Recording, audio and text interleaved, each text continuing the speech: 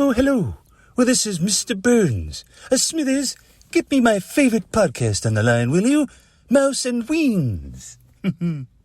Hello, you have reached Mouse and Weens podcast. This is episode 82 of season 3. Today we're going to talk about being frustrated as a mom with your kids and a crazy story that happened. We will also talk about near-death experiences. It sounds bad, but it's actually really interesting. And we'll get into some celebrity stories that go nowhere. They're the best. Please check out www.mouseandweens.com for our show notes. That's where we put all of our links. We also have a Patreon on which you can get these same episodes without ads for a mere $5 a month. We do want to say thank you to all of our listeners. We love hearing back from you. We appreciate all the content that you're sending us. And just know that you are why we are doing this, and we appreciate your support. All right, let's get started on this fun episode, and we'll talk to you soon. Mouse and Weens and a mouse and Weens and a mouse and Weens and a mouse and Weens and a mouse and Weens and a mouse and Weens and a mouse and Weens and a mouse and Weens and a mouse and Weens and a mouse and Weens and a mouse and Weens and a mouse and Weens, mouse and Weens and a mouse and Weens, mouse and Weens. Hey!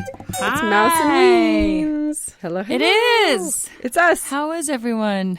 Great. I am everyone. My name is Joelle. I'm Joe. I'm Mouse. I'm the mom one down in San Diego.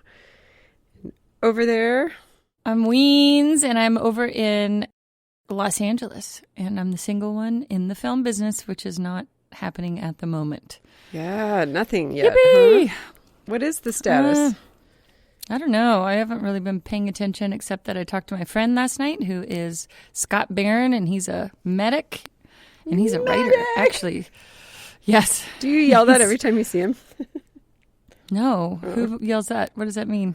It's just in every movie. It's like someone gets hurt and you have to yell for a medic. I don't know. Really? Maybe that's just a me thing. Nobody does that. No, and nobody says, you kept saying, you confused my friend, Jennifer Martin, which we just had on, saying you wanted her to say Bacat because she's from Boston. And nobody understood what you were saying. You know, Bacat. Yeah. You were trying to make her say bar cart. I don't understand why nobody knows what that is. We decorated our house, and I was big into all the decorating magazines, and everybody had a bar cart. They're very fancy little carts. You push your drinks around and your snifters and your ice holders and things like that, bottles of gin, so you can be very madmen. It's a bar cart. I thought everyone knew what a bar cart was.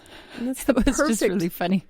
couple of words for her to say. So, yeah, sorry. Yes. Well, there you go. I guess in the upper echelons of the Bacat world, you would know that a little more. No. I get it. And yes. Keep going.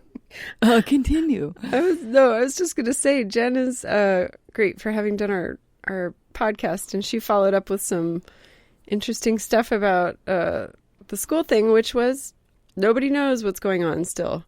I was just going to finish with that because it was a big cliffhanger that she was going to go to the board meeting.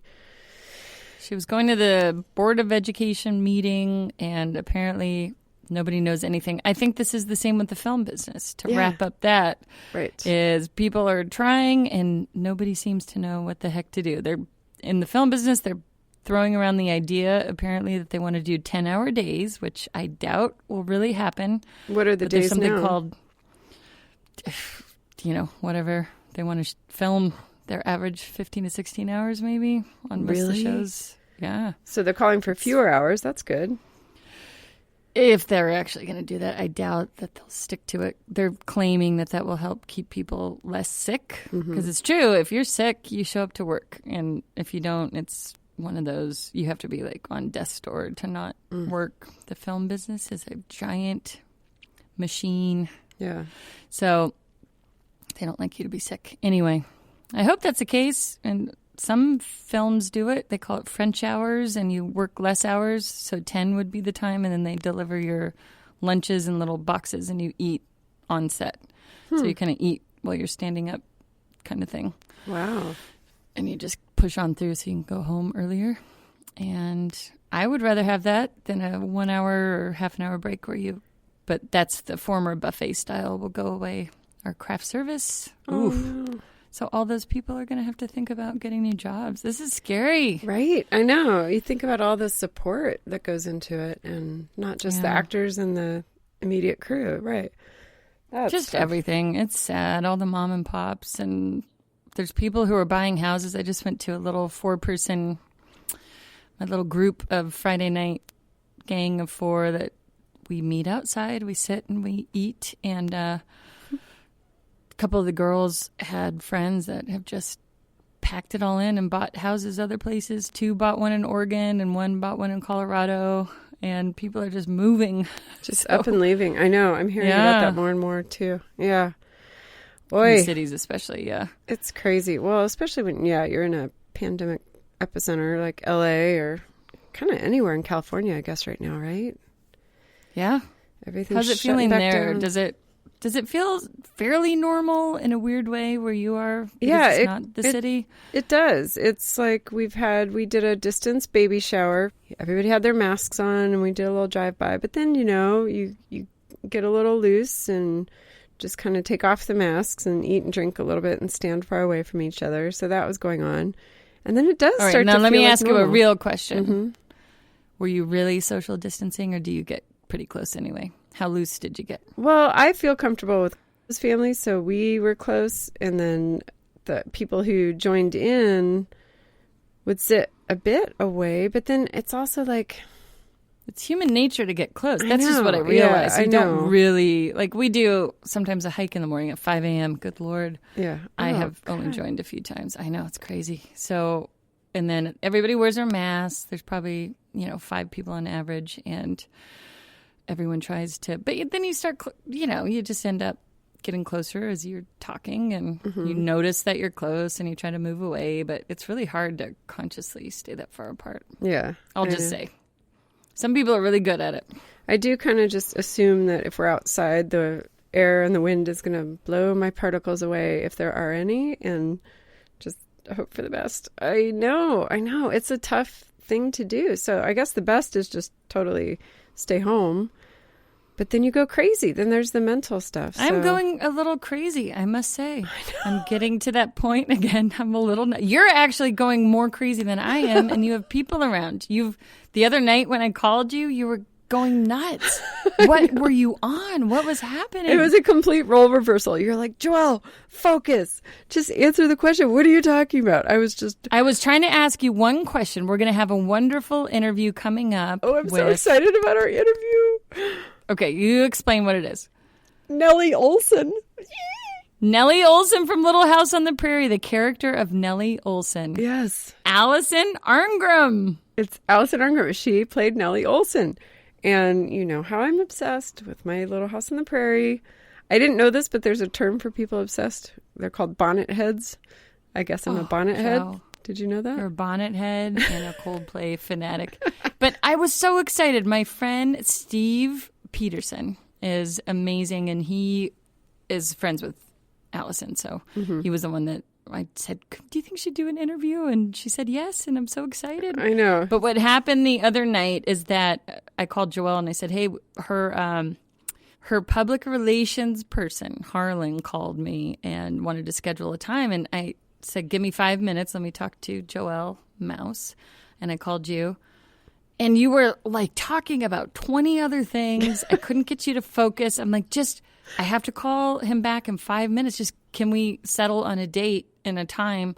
It's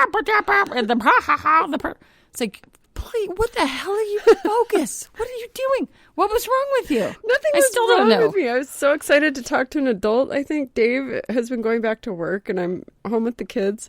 And besides seeing my buddy Carla, she's our quarantine family bubble person, I really don't see a lot of adults. I need to get out more. You're I'm crazy. sorry. It's happening. It is happening. I understand how people go crazy. I'm feeling it. Yeah. But Yes. I pulled it together. We have a time, and now we're all set up. So now we're going to do our proper research for the interview. We're going to record this on July 16th on next Thursday. So whatever date this is, it will come out, I don't know, a few days after. Yeah. So. Or we may bump this around. Who knows? Because we have a bunch of stuff lined up. I'm so excited. Yay. Yeah. So that. What else is happening? Tell me about your life. Tell me about your craziness. What do you want to discuss? I would like to discuss the fact that my mom guilt is at level red right now. I'm feeling so bad for being somewhat inattentive. Although this week is better because the kids have camp. I did sign them up for outdoor camp. They're going on little sailboats and stuff in groups of 5. I feel like everything I have to qualify with how distant we are. We're doing it right, everybody, just so you know. I know. But anyway, it's this aquatic center, and they get to do stand-up paddleboard and catamaran sailing and little sailboat sailing. It's cool. So it's cool. Kayaking. I feel like that's safe, right? I mean, gosh. Yeah, I think so. I think we have to get back to chance. Some sort of life here. So anyway, this week is good. They're finally active, but all summer so far they've been playing on computers and just laying around watching TV. And then I'm doing so much podcast stuff. I'm trying to get us back on track and get more scheduled and weekly. And it's just a lot of work and it's hard. And Dave has gone back to work because he focuses better there. His office is real big and spaced out, so he feels safe. And anyway, so I just had been having some crazy days. So one day, here's my big story. We got invited, Charlotte got invited to go to a friend's birthday party at the beach. It was her and one other little friend. And I opted not to have her drive with the family to take her to the beach because it was still kind of like, if I have chances that I can keep her from breathing everybody's air, I will. So I'm like, I'll drop her off at the beach and then she can hang out with you from there. So we had a tight time. I'm like, okay, everybody get in the car. I was taking the boys to the beach too. We're going to be ready in the car at this time. I got to go do this thing. I'll be right back. And I came back. Nobody was ready. They were just like zombies sitting on their screens. It's crazy. Wow. So I'm starting to yell, I'm like, we're going to be late. Get in the car. We finally are on our way to the car. Then they announced they forgot to eat first. They were supposed to have had lunch. This is what always happens with these little kangaroos. I know. So they're, 13 or 14. They can definitely make their own lunches. Charlotte's 9, but, she's even more responsible than they are. So we have to go through drive-thru. So we're going through drive-thru. I set one of the lemonades on the middle console, and then I drive off, and I think I assumed the kids had grabbed it, and they hadn't. It slid right into my back seat and splooshed all over my car. Oh, no. A huge, nice and sticky. Large, sticky lemonade. Yeah, all over my car, and I just cleaned it out. I was just getting it all nice and ready for my little driving. First world problems. I know. Just kidding. I know. Well, I'm just kidding. Yes, I know. But can we all relate? Have you ever spilled anything and gotten really mad? No, it's the worst, yes. Ugh. And So- I was just kidding about that comment, but I like to say it troll. sometimes 'cause I feel Jeez. cocky. Mix But it yeah, up. that's the worst. Yeah. Terrible. So I should have just been like, God, say my swear word, move it along. What did I do? I turned around and I slapped Elliot's knee, really hard, like it was his fault.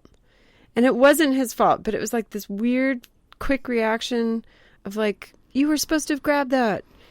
And he didn't, and he watched it fall. He was like, Mom, the lemonade fell.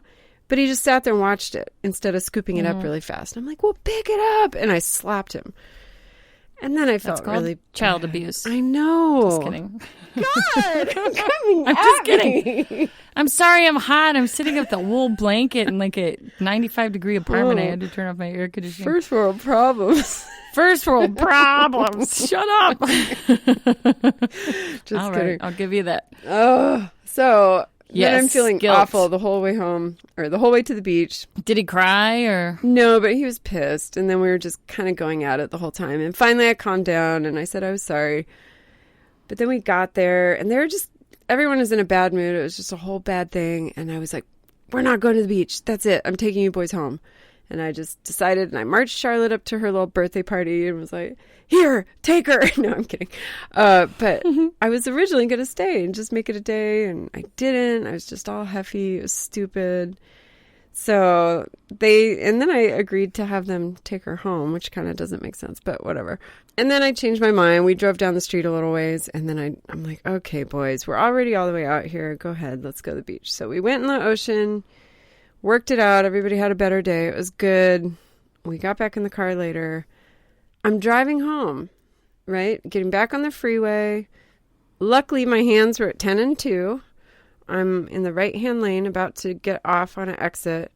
And up ahead of me, probably about 3 car lengths ahead of me, I see this long thing, end over end, flying through the air. And couldn't really tell what it was. It almost looked like a little drone, a helicopter or something. And it was getting bigger and bigger. It was coming at me. It was a shovel that presumably fell off the back of a work truck. And a car must have hit the tip, when it's like sticking up, like in the slapstick comedies and Laurel and Hardy step on it and it hits the guy. And it was end over end flying at me, just like in the movie, was it Twister? When the cow comes at the car windshield. Yeah. It was coming right at me. Bigger and bigger. Oh, no. And it was like, and in my head, this is it, like life slowed down for half a second. And I'm thinking, if I make a huge, swerve the car to my right, I could hit a car next to me. I didn't know if I was clear or not.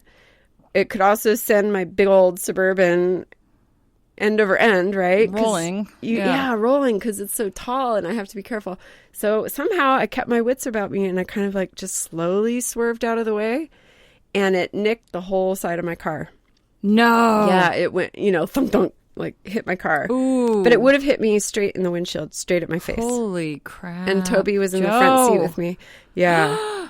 So we barely, and I looked at it later, and it must have been the wooden handle end that hit the car because it's like the tiniest little scratch that I think I can buff out. Yeah. And I mean, gosh. It was so flipping scary. So, whoa. It was the end of an awful day. What just happened? But it could have been worse. So, yeah, it was good. And Dave was like, what's the car look like?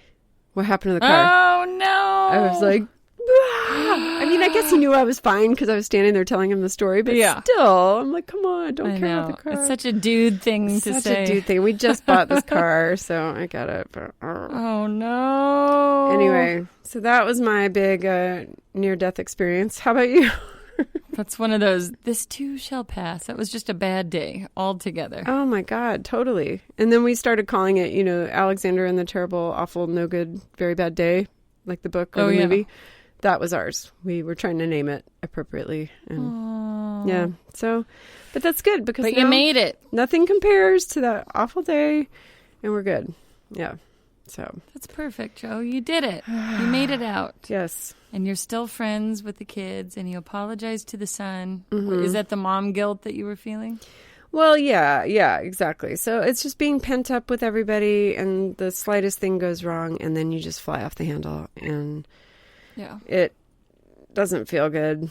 I hate that. I think it's also that I'm not working out like I should be. I fell off my workout wagon with my gym closing and I thought I could run and do all the things and I'm just not good at it without my little accountability system.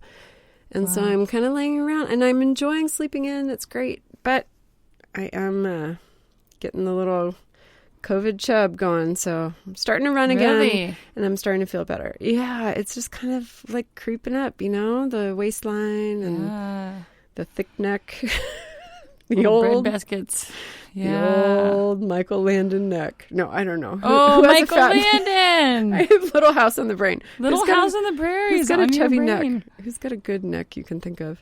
Me. I've also got a neck like that. I looked at my arms. I'm like, those are like loaves of bread. Like there's no definition anymore. So I just call them my loaves now. Animal or mineral? Bigger than a loaf of bread? Or smaller? I know. It's weird, but it happens. But you're hiking all the time and riding your bike like no other. Yeah, half an hour on flat river surfaces. Really? See, I picture you like Forrest Gump, that you just ride in the morning, you come home. Going. Then you go ride again in the afternoon. No? Sometimes, but it's been so flipping hot lately. Have you noticed? Yeah, super hot. It's super hot. Yeah, it's made the motivation a little less than interesting. I know. What? Hello? That didn't make sense. We're sponsored by the Homeschool Buyers Co-op. Keeping my kids busy and on track with school has been overwhelming. There are a million choices online. That's why I'm so excited to find the Homeschool Buyers Co-op. They've done the work for me, researching and listing the best curriculum organized by grade level. And because of their large buying power, I get up to 90% off retail prices. They even have classifieds for used materials. So visit homeschoolbuyerscoop.org and use referral code Weens to sign up for free and get 5,000 smart points towards your purchase. That's homeschoolbuyersco-op.org, referral code Weens. Have fun. So what are some things that you want to, if you had 2 questions when you die, what would they be? If you would like to find out the answers to, or you want to find out what happened to your pink Converse, like myself. I lost my favorite pair of pink Converse when I was 8 or 9. Wait, do you call them Converse? Yeah. Isn't it Converse? Potato, potato. Really? I don't know. Converse. I've never heard that. Converse. I think it's just a lazy way of saying it when you don't want to like punch up that tongue. Like human?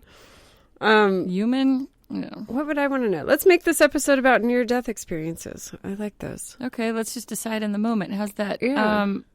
There are a lot of near-death experiences. My favorite is from Nancy Rynes, Rynes. Look her up. I think we will eventually have her as a guest on the show. Really?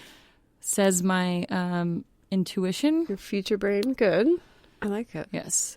What's and her story? She was writing, she was an atheist. Her little tagline is the atheist who went to heaven.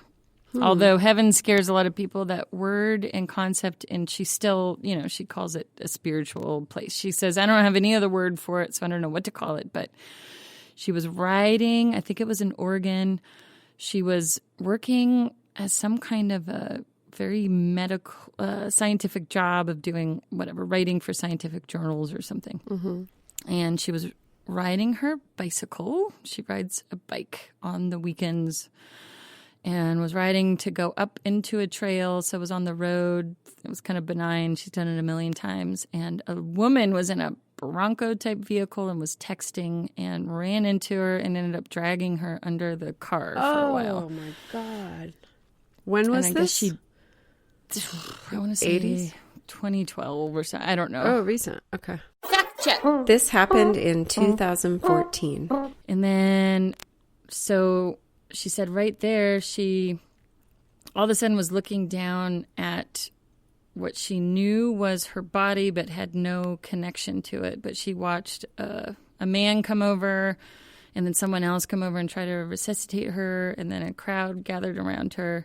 And she goes, oh, that's me. That's my body. But why am I here? And she was watching everyone rush to her aid. And this is what I always hear. They can float above their body. That's so crazy. Whoops. This happens all the time in hospitals. But, and some people go, oh, well, that's just your brain playing tricks where, you're absorbing something and you might remember it later. But people can actually, float outside down the hallway and see that they're brother went and got a Snickers bar from the stuff that nobody else would know. They could see what's in drawers and what people are saying. Yeah, it happens. I've watched over probably 400 of these because I'm fascinated by it and read books and yeah. So she all of a sudden there's this whooshing feeling and she goes back into her body and then the next thing she knows she's in the hospital and they tell her she's in.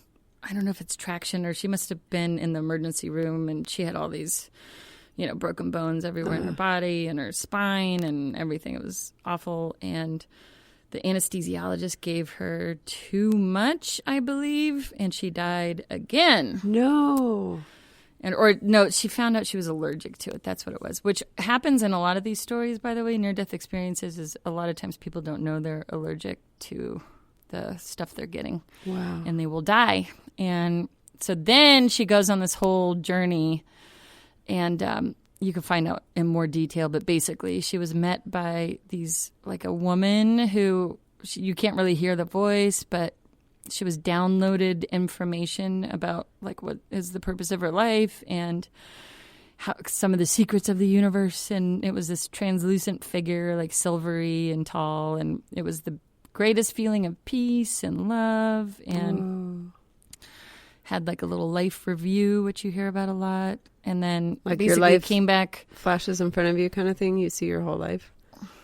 Yeah, a lot of people will see, this was a common thing, is that you'll see the pain that you've caused other people. You will feel like if you were mean to someone, you feel what they felt.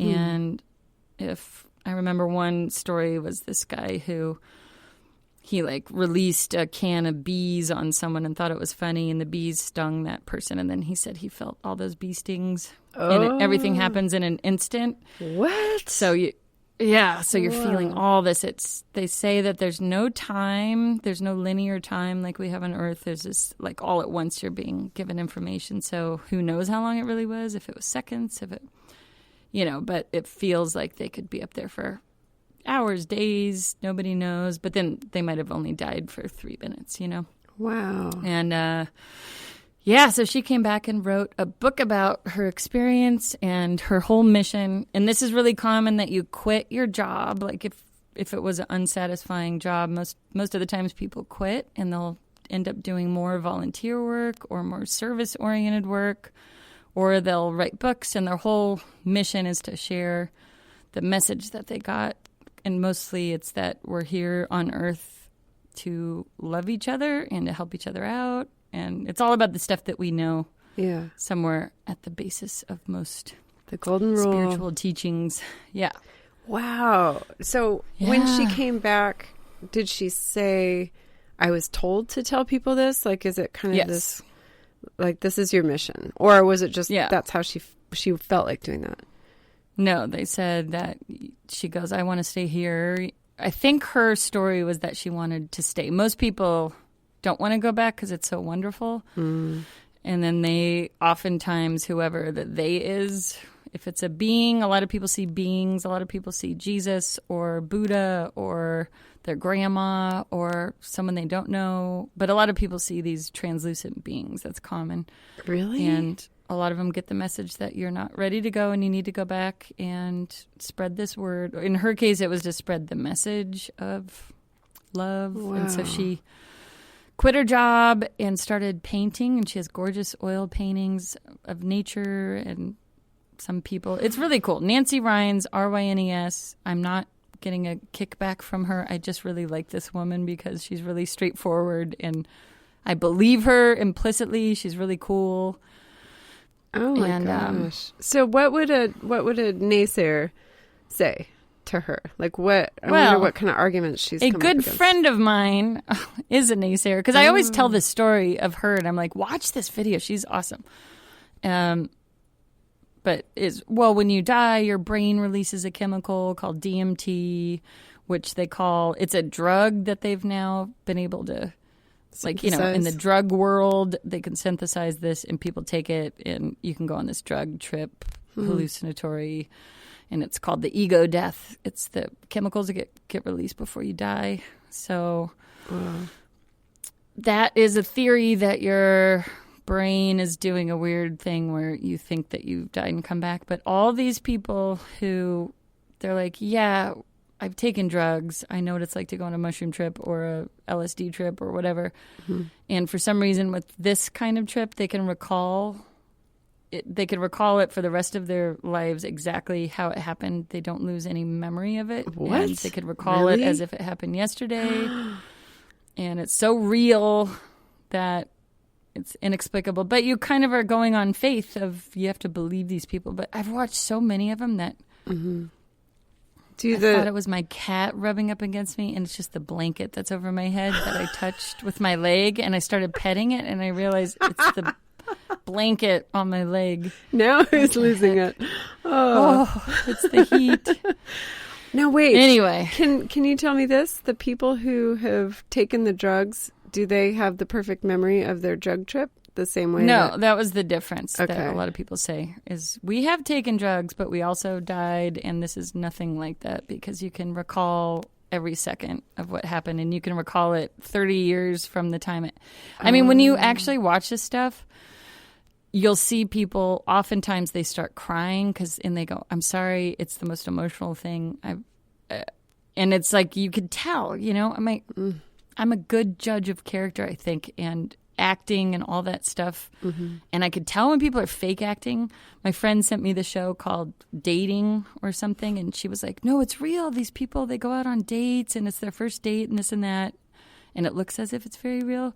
But I could tell when people are acting, and then I looked it up and researched, and those people were all secretly buried on the internet, had acting resumes somewhere. See? So, by the way, look at that show. It's not real. But I could tell. These people start are a real. detective agency for that exact thing. I can tell. That's The good. only ones that are tricky are the sociopaths and psychopaths. Those are a little bit harder to detect. Although not really. They end up blowing their cover. Anyway, No, go ahead. you got their number now. You know. Yeah. I Wow. can sniff out those rats. So anyway, That's crazy. Yeah. What do you think? I love it. I love the concept of it. I don't know as much as you do about it. I did watch the video from Anita Moorjani. Is that her name? Mm-hmm. And it was a TED Talk. And I loved it. And I wrote down her 5 messages of what she brought back to... She died, yeah. Yeah. Should I look them up really quick? Well, we are going to be doing a documentary, sister, on this subject, as well as other areas of death. You put it what out our there relationship is. Yeah, we put it out. I mean, we're going to do it, and we already have a couple interviews that are ready when this COVID passes, and so it'd be nice to look at death in our culture. What is our relationship to death? Right. And get some of these people's stories, and also, Right. other things. I love which it. We won't reveal. Watch See? the documentary. Yay. I know. All right. I just looked up Anita Moorjani. She wrote a few books. Oh, it doesn't have a nice tight list here, but I'll take a picture of mine. I'll post it on social media. But basically, it's joy and love and laugh a lot and don't live in fear. It's kind of all those same tenets of just be real, which I love. And I just keep it at my desk because when you have those moments, it's nice to look at. And I have those moments a lot lately where I know all this stuff of what I could be doing, but it's hard to conjure up a feeling of joy. And for me, at least in this pandemic, when life is like Groundhog's Day, it's a little rough. It's hard. I will just say. I know. Because so much inspiration comes from other people and experiences. And you're an empath. You need that energy from other people, I think, to get moving and get ideas. Yeah, for sure. And you can only watch so many comedies to lighten things up, too. It's just like, oh, okay. But I know it is important to laugh. I don't know. It's a good thing. We watched Will Ferrell in that new Eurovision movie. Oh, yeah. What'd you think? I just love him. I think he's so funny. I mean, it's kind of a dorky movie, but what do you expect? And the kids loved it. And if we can find anything that the whole family can watch and laugh at, it's pretty great. A miracle. Yeah. No more Adam Sandler. You put on that Don't Mess with the Zohan, and it got a little saucy for the kids, huh? Zohan, Sandler, what are you doing, dude? I thought he was like this nice dad. It's all about the sex jokes. Wieners. And he was like doing all the ladies' hair with the shampoo squirting and then romping around in the bathroom. It was so embarrassing. That's when we had our little family over. You were there. It's awful. Oh my God. Would you have done it if you were with your family alone? Would you have pushed through? Was it No, I would have shut it off right there? away. But I was like, I don't want to be the prude one. So I was letting it go a little long. But then I think they were thinking the same thing. So we were all uncomfortably watching it, even though we all wanted to shut it off. I was the one that I was like, do you want me to turn this off? Because everyone was like, no, it's okay. If you want to. No, I mean, only if you want to. I was like, do you guys just want this off? Like, no, you finally pulled the plug. Yeah. Sandler. Hilarious. Oh, now, I can't tell because I would think, well, Toby, I feel like he's 14 and he seems to be beyond, like, he can handle it, right? Yeah. Or is it still too weird? Right. No, he can handle it. I think Elliot can even handle it. But, like, the poor other boy who was here was like, I don't know if they've even had that much of the talk yet. Yeah, so. Oh, now you're bridging that with your friend now they're going to have to go home and discuss what shampoo squirting on some old lady's face means. I know. I know. Joelle, how could you? I mean, I didn't know. I know, I'm kidding. It keeps happening, too. Things keep coming up, and you can't avoid it. It's like media. It's going to be out there, so. It's out there, and it's available. I know. It's going to be interesting. I know. It is. All right, so anything else that you want to discuss? Where is you were talking about Poway as, well, wait. You might want to save that for the teaching episode. we may do a whole episode on this, but yeah, our town, we talked about this in our episode 79 called Let's Talk About Race, but we mentioned my city that I live in, Poway, does have kind of this real, white suburbia feeling and not super, I don't know, diverse, I guess, but then again, it kind of is. But apparently there's a lot of racism going on behind the scenes. And so also you live right by Santee, which is a huge white power KKK place, yes, no? Right, yeah. Like Ramona. Uh-huh, yep. So that's over the hill, but... Right over the hills. There's, I don't know what it is, but there's some sort of thing going on over there. It's like the meth capital of San Diego, and it's KKK, white supremacy, all these weird... Terrible groups. Yeah. Yes. Well, and every once in a while they'll go on a spree and spray paint swastikas in our town and I mean, and it may even where? Is it targeted towards people? Oh, or is yeah, it just on random? synagogues. Yeah. Oh, jeez. Because we have a bunch of churches right here, too, and synagogues, like all these multi-faith centers. And then... That's where you had the shooting, by the way. We had the shooting in the synagogue. Yep. And but that kid was from a local little neighborhood on this side of the hills. So you can't just say, but he was, I think, what's the word when they get in... turn you on the internet. Fundamentalist, but... Well, he was groomed from the internet or whatever. What am I trying to say? Yeah, indoctrinated into a crazy... Thank you. Yeah, I so... can't remember the name. Anyway, it's around, and they created this Instagram page. So if anyone wants to go see it, it's called Black in PUSD, which stands for Poway Unified School District. Black in PUSD on Instagram, and it's an anonymous place where you can click the link and fill out the form. It's a Google form that's anonymous, and just write down your experiences of anything that's happened in a Poway school to you or that you know of, or if you're a teacher or a parent, whatever. And then they can turn around and post it without your name. And it's crazy, the stories that are on there. It's so sad. It's like teachers are doing it. Students are doing it to each other. And I'm sure it's nothing new. I'm sure people have had to deal with it. But just when you feel like, oh, we live in such a nice, sweet, safe town, but then you see the stories that are actually happening here, it's heartbreaking. So it's been good because we pass the phone around and read the different things that kids are saying, and then we talk about it, the 13-year-old and 14-year-old and I. With the kids? Mm-hmm. And, Good. Just like, what do you guys think about that? And it's not just Black. It's also branched out to be like, religion. Like, oh, yeah, I'm Muslim or I'm Asian, and people say this to me. And so I want to counter your feelings of mom shame with the fact that you're really very good about, you've been really great about doing things like that. You've been... Thanks. What is your other...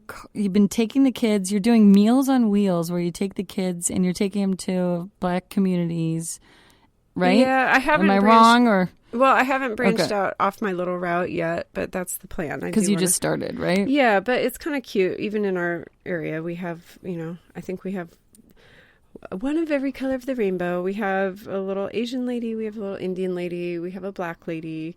We have an old white guy. We have an old Black guy. So we're serving meals to all sorts of people just here. So it is nice, and the kids are helping. So Meals on Wheels. Go do that. People could volunteer right away. I called to do it also, and then I started this crazy schooling, which is taking over. It's like a full-time job, but as soon as that's over, you could volunteer even one day a week from like 8 o'clock till 12, or they give you a little window. Mm-hmm. They're just so desperate for people. Like my route is just from 10 to 12. It's real quick. Wow. Depending on the day and how many meals. But it's super easy and sweet. And, we do the social distance thing. We mask up and we're very, very safe and put it in a little sterile bag and leave it on their handle. But then you do a well check. You kind of make sure they come to the door, and you say hello, and you kind of peek around if you can and say, how's everything doing? Are all 3 kids going with you? Mm-hmm. Yeah. And That's Dave so comes. sweet. Dave's the driver. He has his little route mapped out. It's cute. It's a really nice family thing we do on the weekends. And it's wonderful because I think these people, a lot of times this is maybe the only interaction they have. And geez, for me, this is the only interaction I have. I'm not You're seeing loving any it. of They're that. like, get this lady off my porch. She keeps telling me things. Like, so tell me, are you interested God. can I interview you for a podcast? No. Yeah. But it's sweet. And then they see the kids, and I think that's cute too. So they ask them, how's everything going? But it's kind of cute too, because some of them, they must have memory issues too, because they forget, and they ask the same questions each time. And so we walk away from the door, and the kids are like, but I told him that last time. I'm like, well, and so it just leads to all these conversations. So I am trying to expose them to different things and This talk is about it. great. You're actually showing up and doing it though, and that's what I want to commend you for. And Thank you're taking you. the kids, and you're also doing it with the Democratic. What is the thank you? You should put this stuff because this is I all my know. friends Yeah. that I was with that day. They were like, "How do we get a link to that? How do we sign up? What is it?" You know who I posted something about it as a response on a tweet, and I follow. Do you know the show Baskets? Yeah, Yeah. So the best show ever. Zach Galifinakis. Yeah, he's great. He plays this clown, but it's kind of like this dark comedy, and Louis Anderson's in it. It's so good. It's like my favorite show. It's So on good. FX. Look it up. But the friend of his is played by Martha Kelly, and she's a comedian. She plays Chip Baskett's kind of not love interest, but they're friends. But I think she likes him, but he keeps dismissing her anyway. They're really cute, and she's very sweet, and she's kind of like mousy and quiet. And what else has you. she been in? Do you know who she is? Yeah, I do. I can't remember. I did see her in something recently, but I think it was off of the Baskets fame. She's popped up in a couple things. Right. Yeah. But she was a comedian for a long time. I think she's been in other things. You can look her up. Yeah, she's great.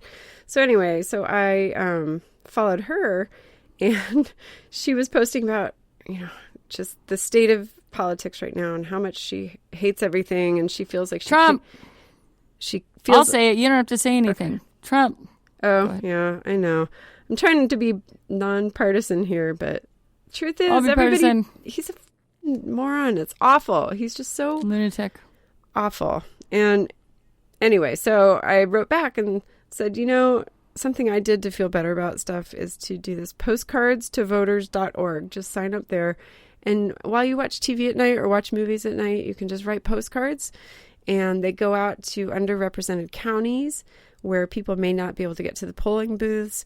And this way they can request a mail-in ballot. A mail-in ballot gets sent to them. They can fill it out, mail it back.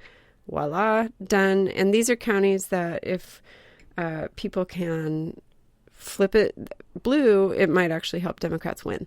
So Yay. it feels good. And I've sent out a ton of postcards. And then so Martha Kelly wrote back and she goes, thank you. I'm going to do it. So even Martha Kelly's going to do it. So Yay!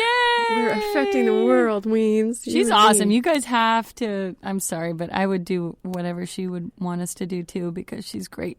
Yeah. She's the best, hilarious love her. And actress, comedian. Yeah. A self-professed cat lover, cat lady. She I posts love it. stuff about her cat and her dog all the time. But then Love it. she goes off on Trump and all this stuff. So just follow her on Twitter. She's hilarious, Martha Kelly. And it's good. So Yay, those are my Joe. little Okay, so- causes that keep me busy. And I And know, where do we put the shout out? Can you say what the link is or how we find it right now, or do you have to put it on the website? yeah, I'll do that. I'll post everything that we're talking about today on our show notes, but that is postcardstovoters.org. So I don't know if people even know how to go to the show notes. Do they? Am I the only one that's dumb? No. Maybe. Okay, everyone, here's how you go to the show notes. Go to mouseandweens.com and then look at the top of that page, and then you'll find the words show notes. And you click it, and then it has all of our show notes from all the episodes. So look it up by title of episode, and it's kind of like a blog. Like you click each title, and then it opens up the whole article, kind of. And that's where everything is posted. And I usually all the big links I try to put in our episode notes on whatever player you're listening to this on. So if you look at your Apple Podcast right now and click more information. It should open up with all the words about this episode. Because I'm like the little ADD, just get me there and hear the content. So I just find where you could push play, and I don't really look at all this stuff unless it happens to be right below where you push play. Right. Okay. Otherwise, I don't click on anything else. But that's just me. And I'm the nerd that reads the article from top to bottom and looks at all the fine print and all the corners and clicks around. And that's why you are where you are, and that's why I've Where taken am I? I'm in my closet with a microphone, and you're under a blanket with your I'm microphone. under a blanket in a 112 cottage in the middle of the armpit of, you know what? LA could be nice. No, you live in a lovely home, and you have a lovely yard by a lovely river with lovely friends. You have a great spot. Thank you. And you can walk to all your awesome places. It's great. So you can always look at the bad, or you can always look at the good. It's all your choice. Choose wisely so you can make your life better when you're sitting under a hot, hot blanket in the middle of summer. Life is good. Ethel Merman, is that you? Yes. I'm the spirit. I don't know how she talks, but this kind of sounds like Katherine Hepburn from A Golden Pond. Just kidding. Oh, Lord, Lord. No, I thought that funny. Was your Diamonds Are a Girl's Best Friend. Diamonds Are a Girl's. That's Carol Channing.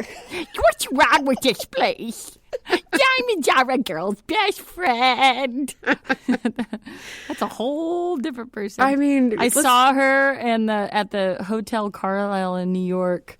Ooh. And I was walking in. I was fresh in New York in 1997 or something, and I had heard Woody Allen was going to be playing with his band. I thought that was so cool that I could just go and pop into a hotel bar and see Woody Allen playing. And I was walking into the Hotel Carlisle, and it's beautiful. And it's kind of an iconic place where a lot of famous people have played jazz and whatnots and so forth. And I walk, and guess what I see? A lovely gentleman dressed to the nines who's really young. I'm guessing probably gay. And holding Carol Channing on his arm, who's dressed in this luxurious outfit. And she looks around and goes, "What's wrong with this place?" And then walks out. I was like, wow, I've arrived in New York City. It was so dumb, but I'll always remember that and that voice. And she was just annoyed. So, and then I went in and I sat and I was going to watch Woody Allen's band. I'm like, this is the best thing. You just pop in and see Woody Allen playing clarinet with his. And then they're like, you have to have a 2-drink minimum. I'm like, no problem. I had no money. And then I got 2 glasses of champagne. I thought it was a real classy broad. And the bill came, 1997, $45. No. That's how they get you. Wiped you out for the week. Oh, yeah. Woody. Well, did he show up? I pushed him and created a distraction and ran after I drank the glasses of champagne. No. I couldn't afford to pay the bill. You did a dine-in ditch? Did you I'm really? just kidding. No, I probably paid it, but wouldn't that have been a better I don't think you're story? kidding. I think you really did. Maybe I'm not. You just would never know with me. You just realized that you put yourself in the girls. Distract. Hotel Carlisle, 1991. Hotel Carlisle, ladies and gentlemen. Someone's look going it up. to find you. Do you remember going to New York real fast? Yeah, no, I remember our celebrity stories that go nowhere. Celebrity stories that go nowhere. Ding. We had our George Wendt story. We had our Kid Rock story there. Kid Rock looked like a Hungarian tourist. We ran into him. Yes, that was exciting. We I kept seeing, what's his name? Gabriel Byrne. Wait a second, that's my sighting. No, I see Gabriel Byrne in L.A. all the time. Really? See, I used to see him every time I'd visit you in New York. I would see him filming on the corner or up on a crane. Yeah, he would be here in L.A. I see. That's weird. We both have Gabriel Byrne sighting. Why did we never talk about this? I don't know. What does it mean? What is his purpose? Ooh, let's tie it back. Lives. Near-death experience. If he shows up after I pass over, then we'll know. Oh. He's a sign of something. And why is he in both of our lives constantly? I've seen him 5 times in L.A., just, at Starbucks once, sitting on the corner, saw him filming something else. And I think I saw him, did I only visit you twice? I might have just visited you twice in New York, but I saw him both times. And I was like, there's that guy again, Gabriel Byrne. What is with this guy? What if funny. It's one of our long-lost relatives that's in a Gabriel Byrne suit? If you guys don't know who he is, he was looks in kind of like Grandpa Al. Could be him. Yeah, he was in the movie Usual Suspects, The Usual Suspects with, Benicio del Toro was in that, Gabriel Byrne, and Kevin Spacey was was the Kaiser Soze movie. Do you remember it? I do. I need to see it again. Okay, great. Let's close it out. I'm about to pass out. All right. Okay. Well, should we throw in one more celebrity story that goes nowhere? Sure. Okay, let's do that here. Okay. Celebrity stories that go nowhere. Okay, what is your name? My name is Sage Orvis. Okay. All right, great. So, this was in high school. I was on something called the father-daughter ski trip, where a bunch of fathers from my high school take their daughters on a ski trip. Pretty self-explanatory. And my friend was on the ski team at the place that we were at, so she has the connections. So one day we're skiing around, time for lunch, and she asks if we want to go to the super exclusive secret restaurant at the resort. So of course we say yes, and we go, and as we're taking our boots off, we see the boots of a Jonas brother. And we're like, holy shit, am I allowed to swear on this podcast? Yeah. All right, holy shit, Jonas brothers are at this restaurant right now. How did you see that they were Jonas Brothers boots? Well, because you have to write the name of your boot on the boot since they're all rentals and they all look the same. And one of them said, like, Joe Jonas. And we're like, wow, first of all, bold to just put your real name on there. But second of all, this is very exciting. So we go into the restaurant, and lo and behold, there, Kevin and Joe Jonas are eating lunch. We don't know where Nick is. He's doing his own thing. But because we're in, like, a nice restaurant, we want to be respectful and not, like, go up to them or anything. So I just watch them eat their lunch and get their food until I go to use the restroom, and it's a unisex restroom. And as I walk out, who's next in line but none other than Joe Jonas, who I hold the door open for. Our butts touch the same seat is all I have to say. And that is my celebrity story. So basically Joe Jonas is a seat sitter. Well, I don't know for sure. But that's the fantasy that you have. And I don't want to take that away from you. That's beautiful. Thank you, Sage.